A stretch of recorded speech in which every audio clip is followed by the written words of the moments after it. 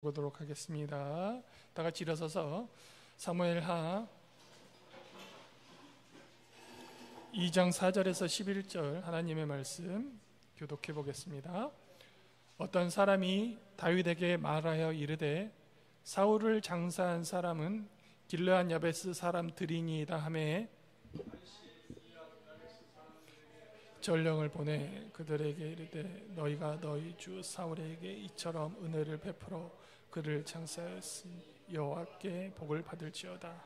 너희가 이 일을 하였으니 이제 여호와께서 은혜와 진리로 너희에게 베푸시기를 원하고 나도 이 선한 일을 너희에게 갚으리니 이제 너희의 손을 강하게 하고 담대히 할지어다.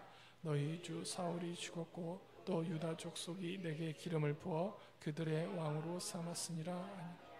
사울의 군사령관 넬의 아들 아브넬이 이미 사울의 아들 이스보셋을 데리고 마하나임으로 건너가 길르앗과 아술과 이스라엘과 에브라임과 베냐민과 온 이스라엘의 왕으로 삼았더라.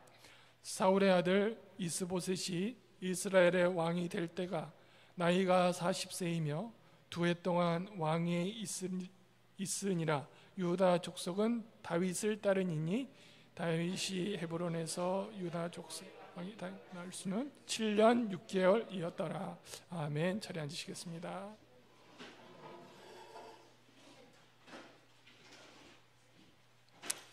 반갑습니다. 잘 오셨습니다.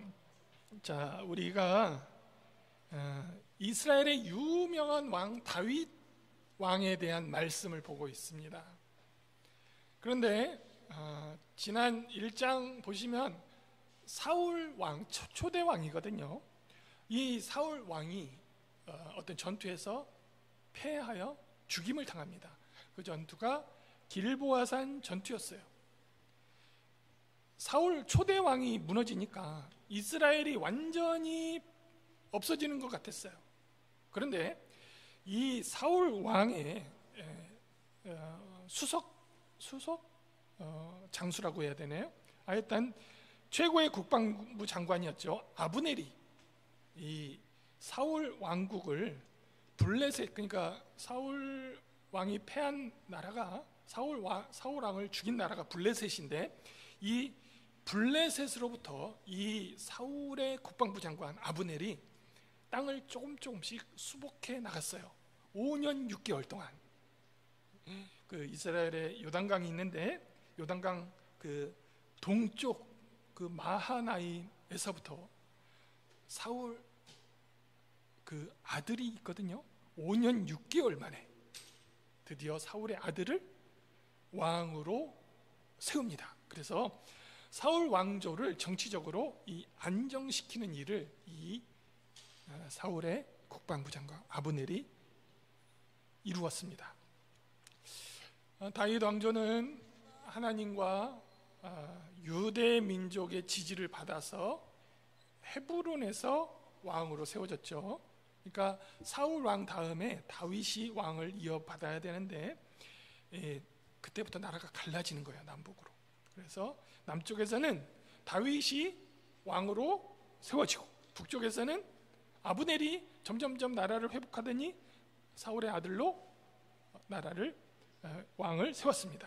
이로써 이스라엘 역사가 이때부터 처음으로 남북으로 갈라지는 시대가 시작되었어요.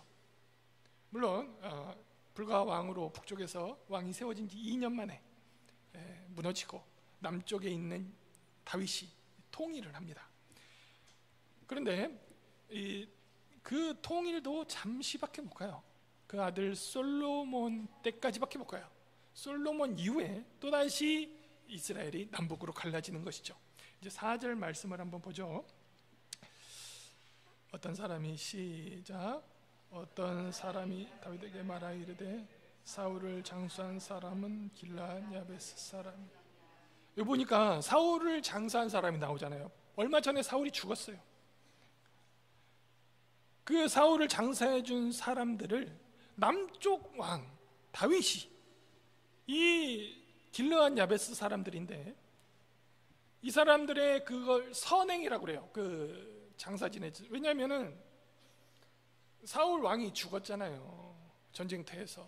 그러니까 그 사울 왕을 죽인 블레셋 나라 사람들이 어떻게 했냐면 그의 목을 베어버립니다. 그리고 그의 몸통을 블레셋 성벽에다 걸어놔요. 그의 아들과 함께. 그 많은 사람들에게 욕보이는 거였어요. 사울 왕과 그의 아들 요나단을 성벽에다 걸어놨어요. 그런데 이 길르앗 야베스 사람들은 이스라엘 사람들이거든요. 이 사람들이 남의 나라 성벽에서 그 시신을 걷어다가 장사를 치러줘요. 용감한 일이었습니다. 아무나 못하는 일이에요. 그런데 다윗이 그 일들을 칭찬하면서 그 길르앗 야베스 사람들을 지금 칭찬하는 말입니다. 다윗이 왕으로 기름 부음 받고 맨 처음 했던 일들이에요. 이것이 바로 그 사울 왕을 장사 지낸 사람들에 대한 그런 선행이었어요. 자, 그러면 이 길르앗 야베스 사람들 누구길래 사울 왕을 그 위험한 곳에서 데려다가 장사 지내줬을까요? 여러분, 사울 왕은 어떤 지파의 후손이냐면 사울 왕의 족보가 있어요. 이 사울 왕은 베냐민 지파의 후손이에요. 베냐민 하면 또 못 알아들으니까 베냐민이 누구냐면 이스라엘의 그 아버지 야곱이잖아요. 이 야곱이 엄청나게 사랑했던 여자가 있었어요. 그 여자 이름이 라헬이었어요. 라헬. 그래서 이 라헬의 아들이 둘이 있는데 하나가 요셉이고 하나가 베냐민이었어요.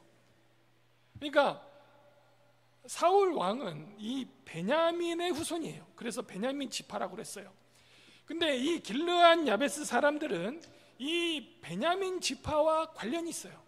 그러면 언제부터 이 길르앗 야베스 사람들이 베냐민 지파와 가까워졌을까요? 그래서 언제부터 그렇게 가까워졌길래 그 사울 왕을 목숨 걸고 그 시체를 거두어다가 그렇게 장사를 치러 주었을까요? 여러분, 이 이야기를 여러분이 이해하려면 레위인의 첩이 강간당해서 살해당한 사건을 우리가 좀 살펴봐야 됩니다.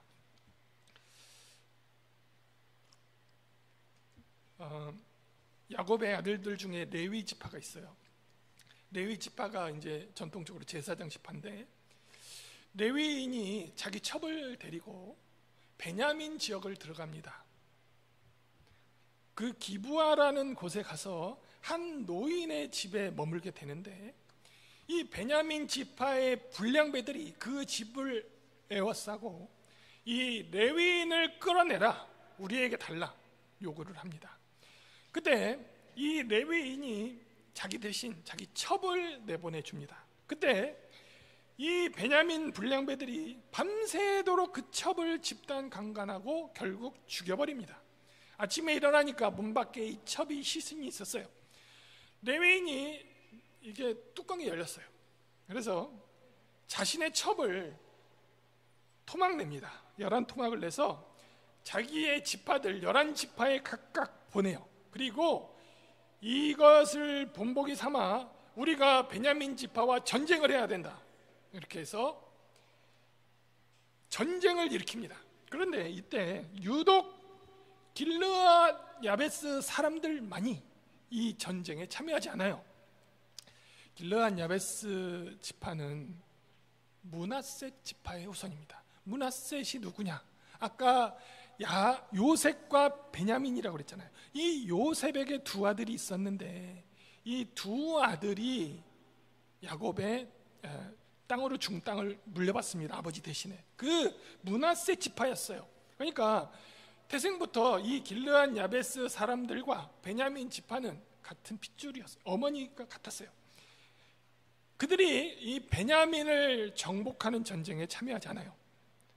그러니까 이스라엘 모든 지파가 들고 일어났잖아요. 아까 레위인의 첩 때문에. 그런데 이 길르앗 야베스 주민들이 참여를 안 하니까 이 들고 일어난 사람들이 길르앗 야베스인들을 먼저 쳐요. 보복을 하는 거예요. 400명만 빼고 전부 말살해 버립니다. 학살을 했어요. 같은 민족인데 연합군의 공격을 받아서 이후에 베냐민 지파도 거의 패망합니다. 그러니까 조금 시간을 지나니까 그때서야 이 이스라엘 민족들이 깜짝 놀라면서 눈을 뜬 거예요. 이스라엘 형제 중에 한 지파, 베냐민 지파가 이 지구상에서도 사라질 수 있을 거라는 염려가 갑자기 드는 거예요. 그래서 자신들이 공격한 것을 후회합니다. 왜냐하면 너무 많은 사람들을 죽여버렸어요. 그래서 이 베냐민 지파를 재건하기 해야 되는데, 아까 길르앗 야베스 멸절할 때 처녀 400명만 남겨놨잖아요. 이 처녀들을 데려다가 베냐민 지파와 결혼을 시켜요. 그래서 베냐민 지파가 겨우 이렇게 살아납니다. 지금 이 베냐민 지파가 쭉 명맥을 이어와서 이스라엘의 샤론 총리가 이 베냐민 지파의 후손이에요. 이스라엘 그 베냐민 지파가 재건이 됩니다. 자, 그러면 이렇게 길르앗 야베스인들과 베냐민 지파가 끈끈해졌습니다. 그런데 또 있어요. 레위 첩 사건 이후에 암몬인들이 이 길르앗 야베스인들을 공격합니다. 자, 공격을 앞두고 이 암몬이 군대가 워낙 강성했습니다. 근데 이 길르앗 야베스인들은 소수잖아요. 그러니까 공격을 딱 앞두고 이 암몬인들이 뭐라고 하냐면, 너희들 항복하면 살려준다. 그러나 항복하지 않으면 전부 사망이다. 이렇게 얘기하면서 대신 항복할 때 조건이 있다. 오른쪽 눈을 다 빼라. 오른쪽 눈을 빼고 나에게 항복하면 살려준다. 그러니까 길르앗 야베스인들이 인원도 적은데 얼마나 자존심 상하고 진짜 이렇게 부들부들 떨리겠습니까? 이때 사울이 이스라엘 민족들에게 다 편지를 보냅니다. 그래서 우리가 이들을 도와야 하지 않겠느냐. 그래서 이스라엘 지파가 총동원해서 일어납니다. 그래서 암몬인들의 공격을 막아줬어요. 그러니까 이 길르앗 야베스인들이 사울에게 각별했던 거예요. 그래서 이 길르앗 야베스인들이 사울의 훼손된 시신을 목숨을 걸고 찾아서 화장을 해주고 자기 땅에다 매장까지 해줬어요. 이런 맥락에서 보면 길르앗 야베스인들은 이후에 사울 왕정의 강력한 지지 세력이 되었어요. 사울 왕정을 너무나 이렇게 지지하는 세력들이 되었어요. 그러니까 사울 아들이 좀 있다가 이제 왕이 오르잖아요. 그때 수도를 정하는데 그 수도 이름이 마하나임인데요, 길르앗 야베스 지역 바로 옆에 붙어 있어요. 그래서 그렇게 된 거예요. 이렇게 베냐민 지파의 강력한 지지 세력이었던 길르앗 야베스인들이 다윗 왕이 자기가 이제 왕권에 딱 오르자마자 그들과 관계를 개선하기 위해서 노력하는 거죠. 5절을 한번 읽어보시죠. 다윗 왕의 반응이 어떻게 나오는지. 시작. 다윗이 길르앗 야베스 사람들에게 전령을 보내 그들에게 이르되, 너희가 너희 주 사울에게 이처럼 은혜를 베풀어 그를 장사하였으니 여호와께 복을 벌지어다. 자, 다윗의 말입니다. 너희가 사울 왕의 시신을 수습해 주었으니 너희가 하나님께 복을 받을 것이다. 근데 여러분, 사울 왕과 다윗은 지금 적이었어요. 이 사울 왕이 다윗을 막 공격해서 죽이려고 했어요. 그러다가 왕이 죽었잖아요. 다윗이 얼마나 기쁠 것 같습니까? 그런데 그는 기뻐하지 않고 그 왕의 시신을 수습해 준 사람들을 칭찬하고 있어요. 그런데 여러분, 다윗이 이렇게 하나님의 축복만 간구하는 게 아니라 7절을 보면 다윗의 또 다른 속마음의 뉘앙스가 드러납니다. 7절 읽어보죠. 이제 너희는 시작. 이제 너희는 손을 강하게 하고 담대히 할지어다. 너희 주 사울은 죽었고 또 유다 족속이 내게 기름을 부어 그들의 왕으로 삼았습니다. 그냥 읽으면 다윗의 속마음이 안 보이는데 제가 말씀을 드리면 한번 보이는지 보시죠. 자, 너희 손을 강하고 담대히 할지어다 라는 말은, 야, 사울 죽었다고 낙심하지 마. 그리고 앞으로 힘내가지고 너희도 새롭게 살 길을 모색해야 하지 않겠냐? 담대히 살아, 이렇게 말하는 거죠. 담대히 살아, 내가 뒤에서 백이 되어줄게. 다윗은 이 말에 정치적 의미를 더하는데요, 너희 주 사울은 죽었고, 너희가 왕으로 섬기던 사울이 이미 죽었잖아.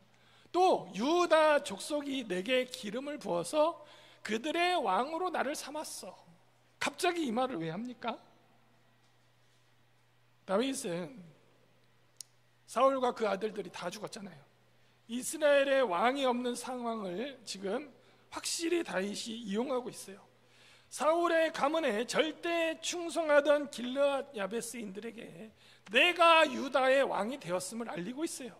이 일은 길르앗 야베스인들을 포용해서 지금 분열된 민족을 하나로 묶어보려고 다윗이 시도하고 있는 거예요. 그런데 6절을 보면 다윗이 길르앗 야베스인들에게 선한 일을 갚을 것이라고 말하고 있어요. 그들에게 분명히 호의를 갖고 있음을 다윗이 그들에게 알리는 거예요. 6절을 같이 읽어봅니다. 너희가 시작. 너희가 이 일을 하였으니 이제 여호와께서 은혜와 진리로 너희에게 은혜 베푸시고 나도 이 선한 일을 너희에게 갚으리니. 먼저 여호와께서 은혜와 진리로 너희에게 베푸시기를 원한다 그러는데, 자, 은혜와 진리는 여호와 하나님이 그들에게 주는 거죠. 그런데 그 뒤를 보면 나도 선한 일을 너희에게 갚을 것이다 했는데, 다윗 왕은 지금 이 길르앗 야베스인들과 어떤 조약이나 언약이 체결된 상태가 아니기 때문에 그들에게 선한 일을 베풀 어떠한 의무사항이 없어요. 그런데 다윗이 선한 일을 갚을 것이라고 말하고 있는데, 이 선한 일을 히브리어로 토바라고 해요. 토바. 이 토바라는 말은 고대 근동 국가들 사이에서 조약을 체결하잖아요. 강대국과 약소국이 조약을 체결해요. 전쟁을 하거나 아니면 전쟁이 두려워서 조약을 체결해요. 그러면 강대국이 약소국을 보호를 하고 약소국이 강대국의 조공을 바치죠. 근데 강대국이 약소국을 보호해 주는 것을 토바라고 그래요. 선한 일이라고 그래요. 이 단어가 지금 여기에 쓰인 거예요. 특정 조약 문서에 등장하는 단어였어요. 그런데 다윗은 지금 길르앗 야베스 사람들에게 이 토바, 선한 일을 약속하고 있어요. 이 말이 다시 말하면 나와 조약을 맺고 너희의 정치적 안정을 구하라는 뜻이에요. 이것이 다윗이 분열된 민족을 하나로 통합하려는 목적이었어요. 그리고 여기에 다윗의 정치적인 욕심도 담겨 있습니다. 다윗도 큰 나라를 다스려보고 싶었잖아요. 그럼에도 불구하고 여러분, 성경에서 다윗의 이 행동들이 여호와 하나님의 성품에 따른 것임을 말하고 있어요. 보면 이제 여호와께서 은혜와 진리로 너희에게 베푸시기를 원하고, 하나님의 그 은혜 이야기를 먼저 꺼내잖아요. 그리고 나도 하나님처럼 이 선한 일을 너희에게 갚으리니 라고 말하고 있어요. 즉 다윗이 길르앗 야베스인들에게 호의를 베푸는 것이 단순히 그들을 포섭하기 위한 것이 아니라 하나님께서 먼저 그들에게 은혜 베푸시는 것을 다윗이 자기도 따라하는 거예요. 반영하는 거예요. 하나님의 대리 통치자였어요, 다윗은. 그래서 길르앗 야베스인들에게 조약을 맺어서 약속을 서로 지키기를, 그런 발전의 관계를 원하고 있었던 것입니다. 다시 말해서 사울의 핵심 지지 세력을 조약을 맺어서 그들과 우호 관계로 발전시키고자 했던 것입니다. 자기 욕심을 채우기 위한 정치적 행복, 다윗을 보면 그렇게 보여요. 그리고 하나님 뜻을 순행하는 행복, 그것들은 분명히 구별되어야 합니다. 다를 수밖에 없어요. 그러면 우리는 다윗의 이 행동들을 어떻게 이해를 해야 합니까?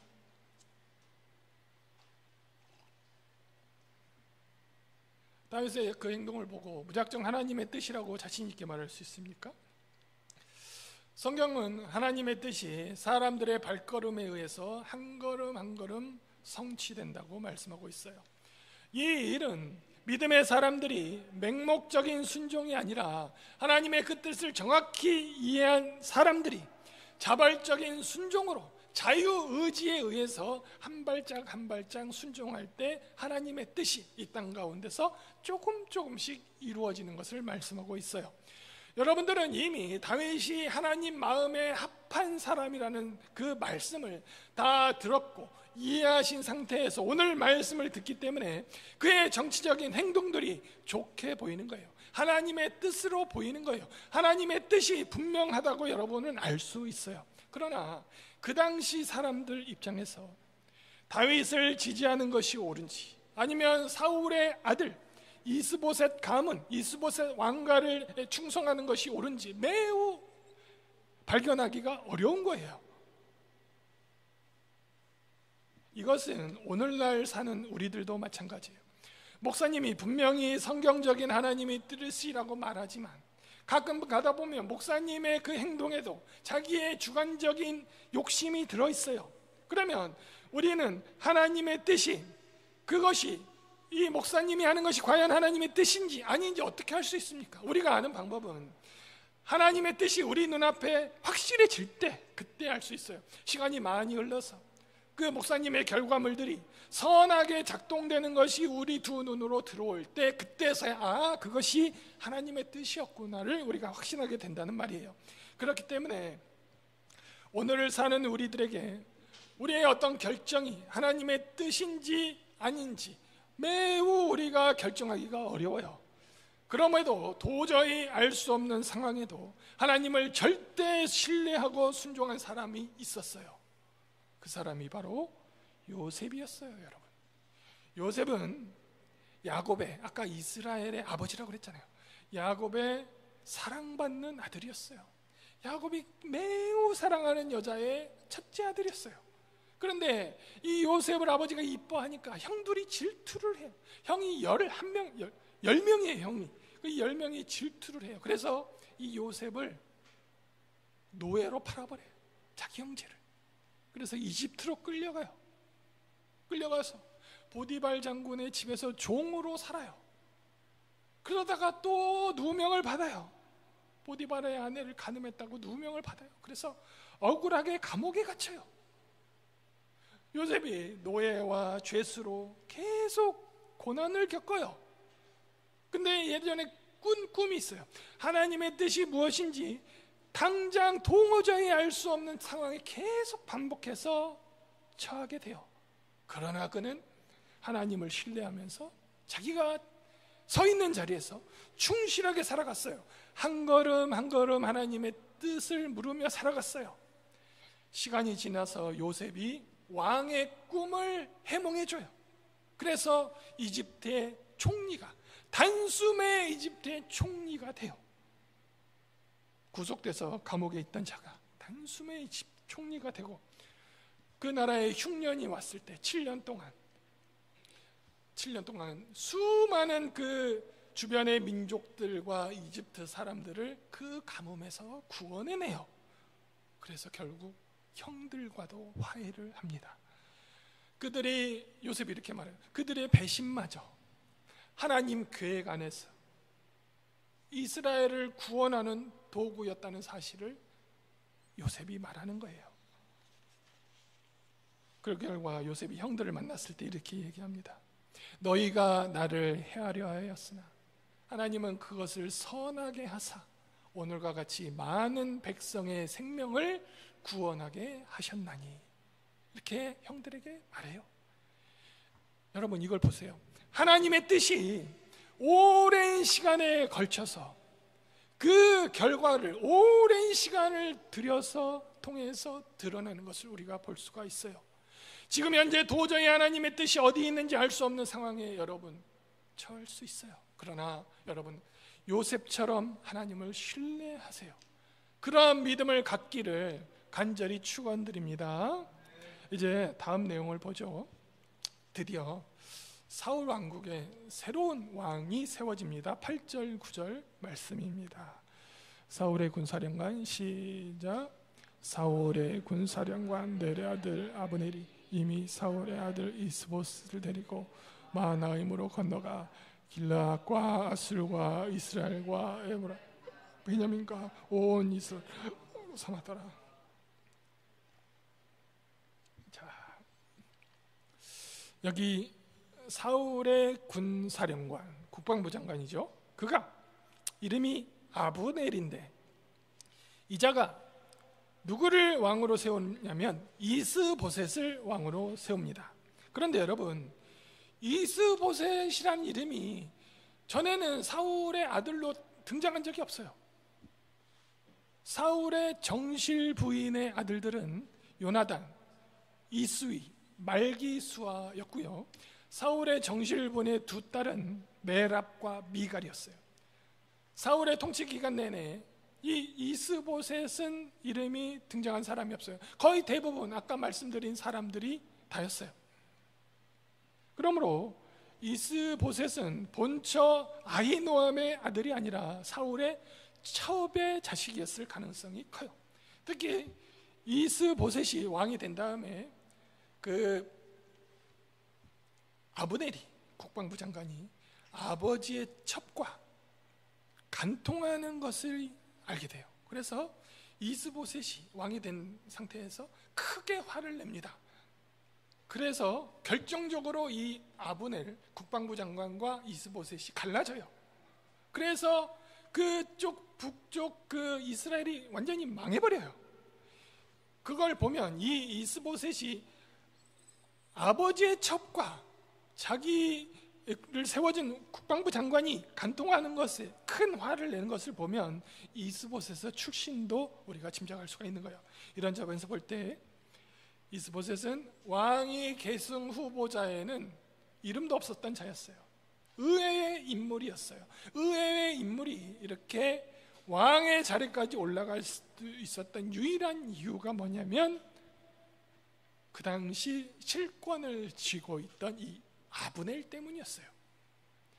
아브넬은 사울 정권에서 중요한 인물이었어요. 사무엘서 이야기를 보다 보면 중요한 고비마다 이 아브넬이 등장해요. 아브넬과 이 사울의 관계를 좀 보면 사울이 초대 왕인데 초대 왕으로 세워질 때 사무엘이 와서 기름을 부어줍니다.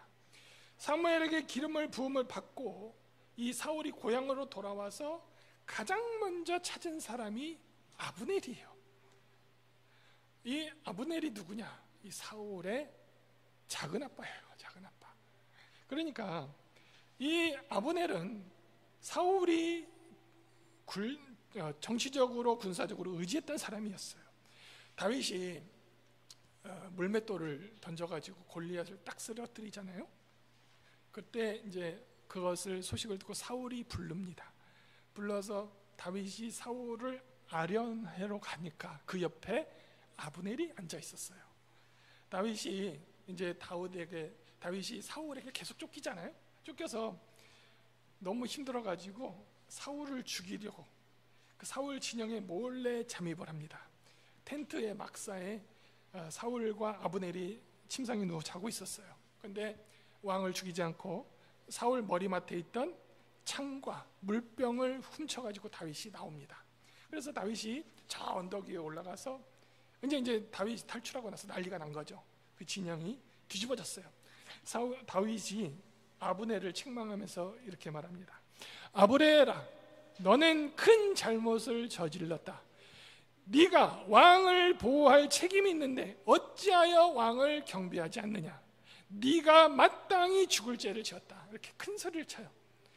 여러분, 왜 다윗이 이렇게 큰 소리를 쳤냐면 그 당시에 아브넬과 다윗은 이 사람들이 말하기를 사울의 충신이 아브넬인가 다윗인가 이렇게 경쟁하는 구도였어요.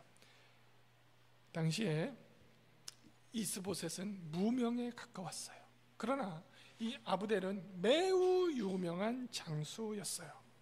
그리고 왕에게 요구되는 것은 대립이 치열한 국가 간의 대립이 치열한 시대였기 때문에 왕에게는 군사를 지휘하는 능력이 가장 최고로 여기던 시대였어요. 그러니까 사람들이 다 아브넬만 쳐다보고 있는 거예요. 관심이 다 아브넬에게만 있어요.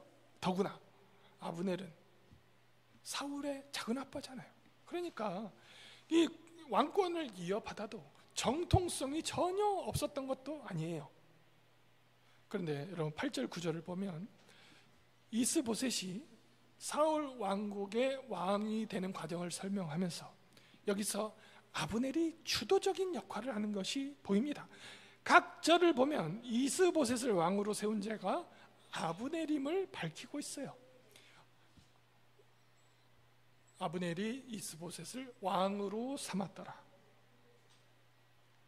여기 잘 드러나는 것처럼 왕의 특권을 그냥 아브넬이 이스보셋에게 주는 것처럼 묘사하고 있어요. 철저하게 아브넬의 의지에 의해서 이 왕이 세워진 거예요. 그런데 아브넬은 스스로 왕이 될 수도 있었지만 왜 듣보잡이라고 하죠? 듣보잡 인물을 왕으로 세웠을까요? 여기에도 몇 가지 정치적 의도가 있어요. 여러분, 사울 왕이 죽으면서 블레셋에게 나라를 많이 뺏깁니다. 블레셋이 이스라엘의 많은 부분을 점령해 갔어요. 그리고 이스라엘은 언제 망할지 모르는 풍전등화 같은 신세였어요. 사울 왕이 사망한 후에 블레셋은 호시탐탐 이스라엘을 노리고 있었어요.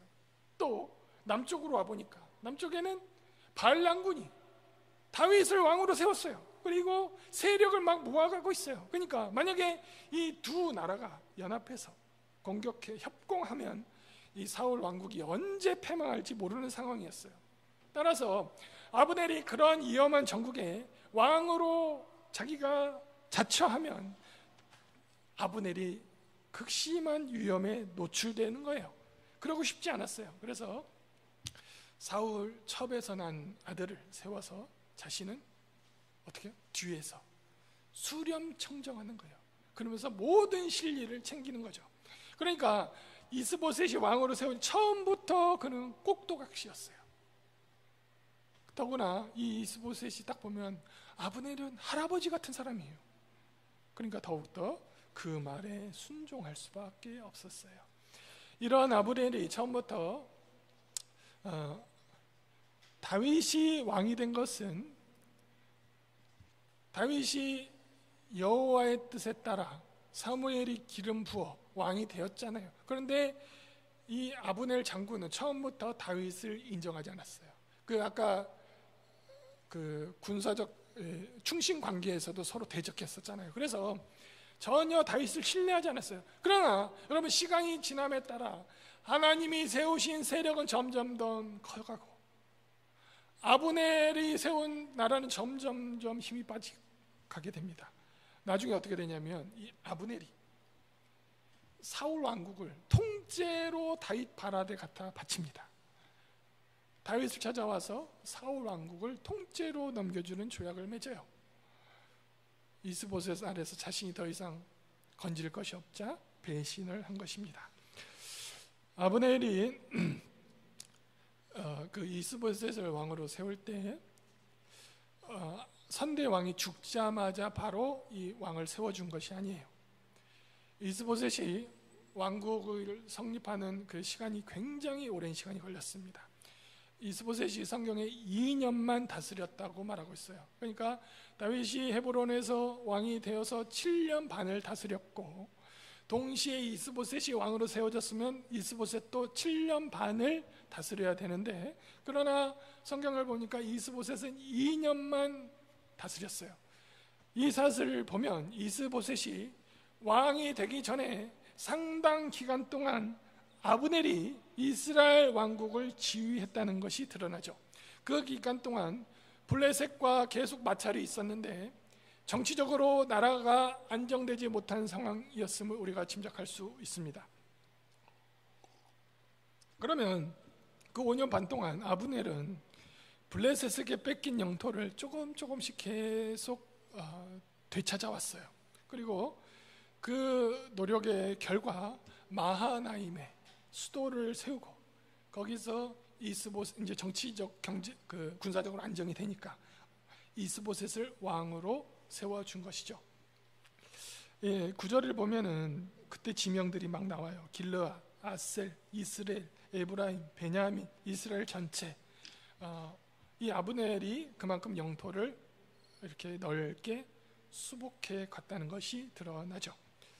그러면 이렇게 5년 반 동안 아브넬의 지도 아래서 사울 왕이 패배할 때 빼앗겼던 영토 대부분을 회복했는데, 아브넬 그 군 사령관이 여기서 핵심적인 역할을 감당했기 때문에 그에게는 매우 큰 카리스마가 있었어요.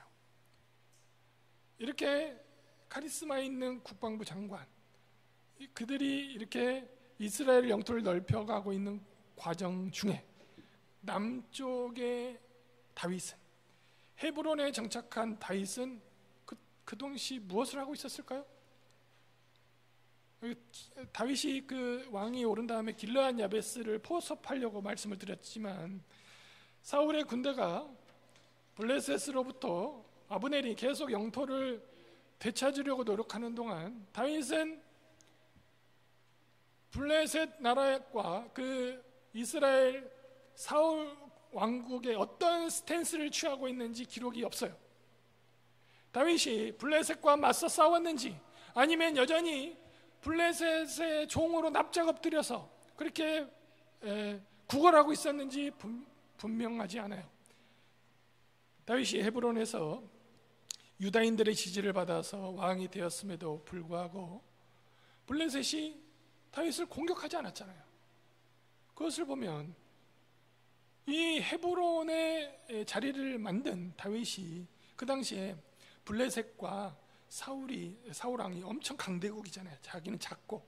그러니까 그 틈바구니에서 외교 전쟁을 얼마나 치열하게 펼쳐나갔는지 우리가 짐작을 할 수가 있어요. 그리고 하나님의 인도하심과 보호하심이 없었으면 절대 쉽게 그 틈바구니에서 살아남을 수가 없었을 것입니다. 다윗이 왕이 되기 전에 시글락에 있었잖아요. 블레셋 왕이 준 땅이었어요.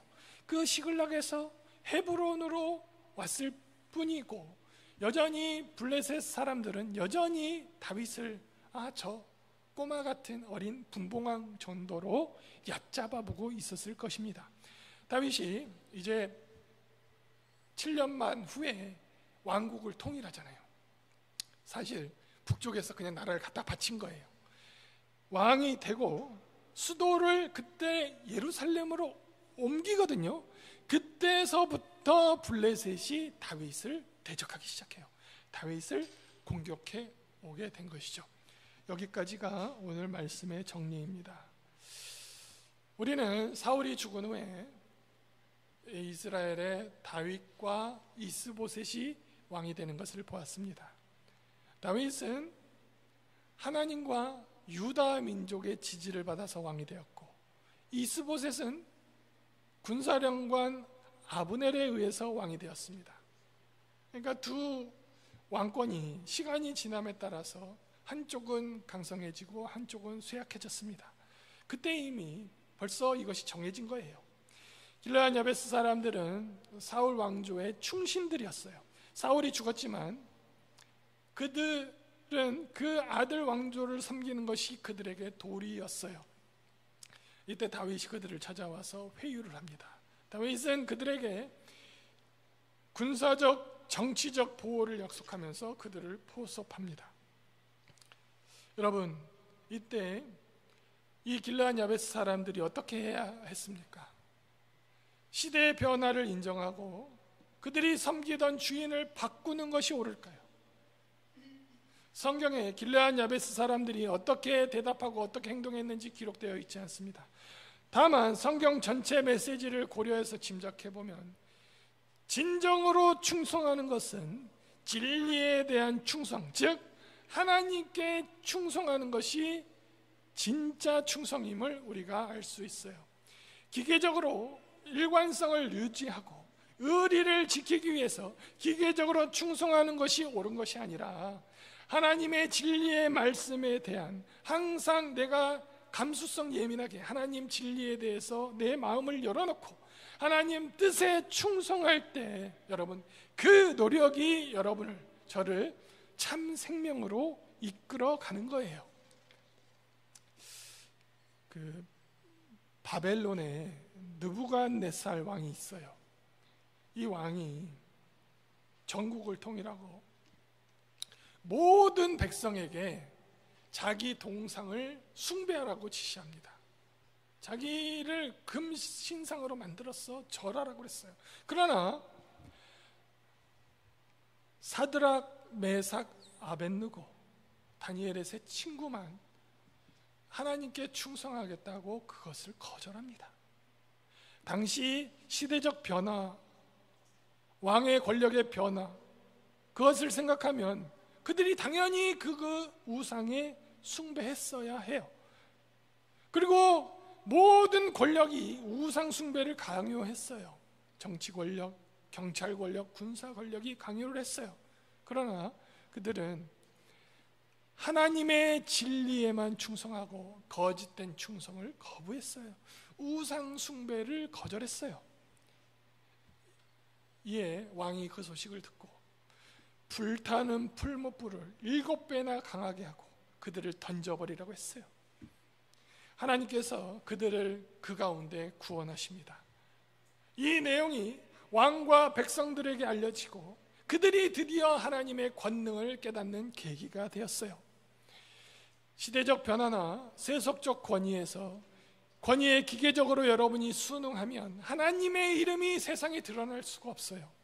하나님의 진리에 충성하고 그 뜻을 찾아서 항상 여러분이 순종하고 경배할 때 우리가 하나님의 이름을 세상에 전하게 되고 그때 우리에게 참 생명이 주어지는 거예요.